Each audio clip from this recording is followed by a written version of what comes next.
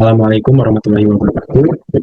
Saya dengan siswa 41124 Pada kesempatan kali ini saya akan memaparkan atau menjelaskan hasil pengerjaan ujian tengah semester saya pada mata kuliah statistika dan probabilitas. Di soal pertama diketahui ada data volume kendaraan, kecepatan kendaraan, dan sama persepsi masyarakat soal kemacetan. Yang ditanyakan pada soal pertama ini, nentuin jenis data, analisis bias, bikin algoritma indeks kemacetan, implementasi pemrograman, sama interpretasi hasilnya. Buat jenis datanya sendiri, volume kendaraan itu disebut data kuantitatif rasio. Kecepatan juga sama disebut data kuantitatif rasio. Sedangkan persepsi masyarakat itu disebut data ordinal karena cuma nunjukin tingkat penilaian aja. Terus, saya juga jelasin kalau ditanya masih ada bias, karena CCTV cuma ada di pusat kota, GPS cuma dari aplikasi tertentu, dan surveinya kebanyakan usia produktif. Jadi, hasilnya belum tentu mewakili semua masyarakat. Untuk algoritmanya sendiri, pertama saya normalisasi dulu, datanya biar semua skalanya sama dari 0 sampai 1. Nah, khusus kecepatan, nilainya saya balik karena makin lambat kendaraan berarti makin macet. Setelah itu saya kasih bobot untuk volume sebesar 40%, kecepatan 40%, dan survei 20%. Terus semuanya dijumlahin jadi congestion index.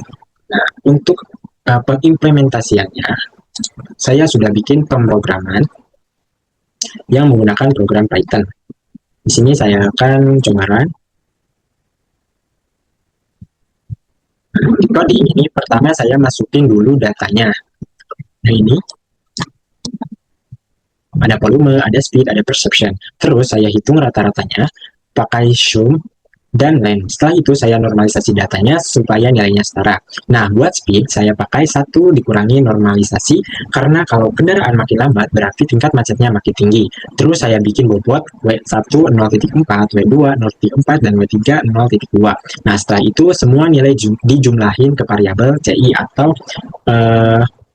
apa namanya?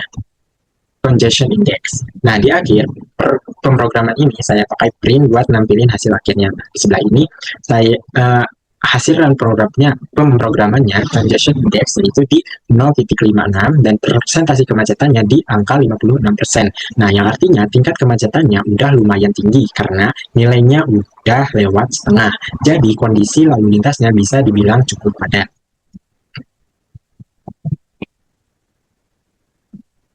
Untuk evaluasinya, yang interpretasi angka indeksnya bakal di antara 0 sampai 1. Nah, kalau dapatnya deket angka 1, berarti kotanya parah banget maksudnya gitu. Nah, tapi di hasilnya, angkanya itu bisa dibilang cukup padat. Nah, untuk kritiknya, model ini kurang kuat atau enggak bagus gitu. Nah, kita butuh data yang lebih jujur dari pinggiran kota dan dari kelompok umur lain seperti lansia atau pelajar. Nah, biar hasilnya objektif buat semua orang gitu.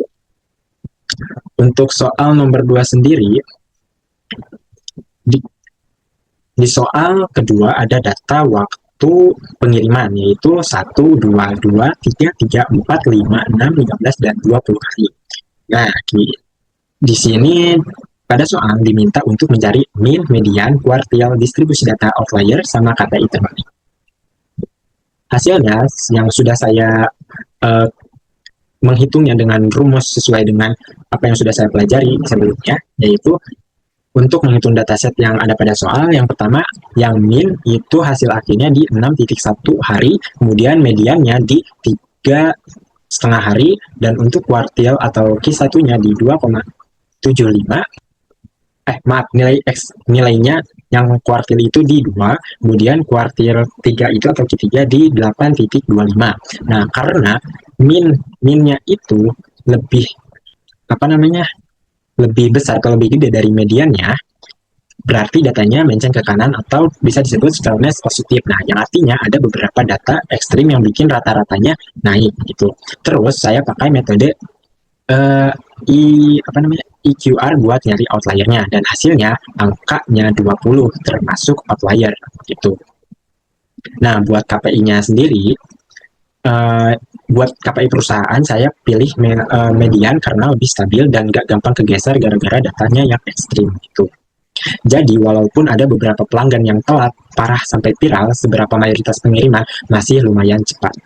Lanjut ke soal ketiga. Diketahui di soal ketiga ini eh, ada dua proyek energi. Yang pertama proyek A dan yang kedua ada proyek B. Nah, yang ditanyakan pada soal ini yaitu kita diminta untuk menghitung mean, variansi, standar deviasi, dan analisis resikonya. Nah, saya menjawab pada soal ketiga ini, standar deviasi proyek A itu di angka 1,14.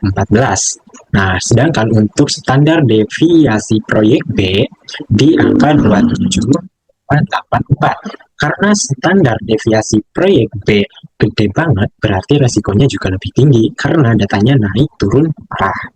Sedangkan untuk proyek A sendiri itu lebih stabil. Makanya saya rekomendasiin proyek A karena lebih aman buat investasi. Gitu.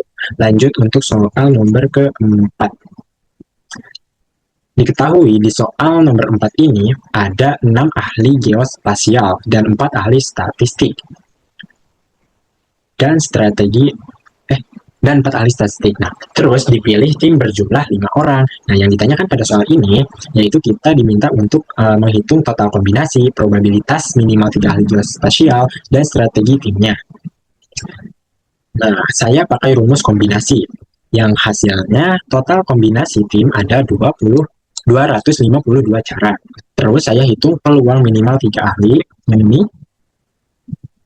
geospasial dan hasil akhirnya di angka 73,8%. Artinya peluang terbentuknya tim dominan geospasial cukup tinggi. Jadi strategi perusahaan ini udah cukup bagus begitu. Dan untuk soal terakhir, soal kelima, nah, diketahui data pengirimannya 6, 7, 5, 8, 6, 7, dan 9 hari, perusahaan bilang rata-rata pengiriman nggak lebih dari 5 hari. Nah, yang ditanyakan pada soal ini, kita itu diminta untuk bikin hipotesis, uji hipotesis, dan interpretasi hasilnya. Nah, saya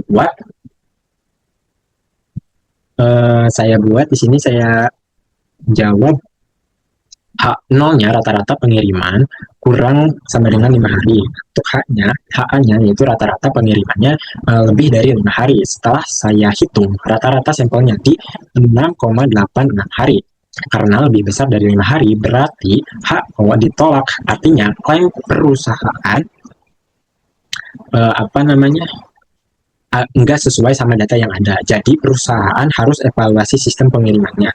Tapi saya juga kasih kritik kalau jumlah sampelnya masih sedikit. Nah, jadi hasilnya belum terlalu kuat begitu. Mungkin segitu saja penjelasan dari saya mengenai hasil pengerjaan ujian tengah semester saya pada mata kuliah statistika dan probabilitas. Terima kasih atas perhatiannya. Wassalamualaikum warahmatullahi wabarakatuh.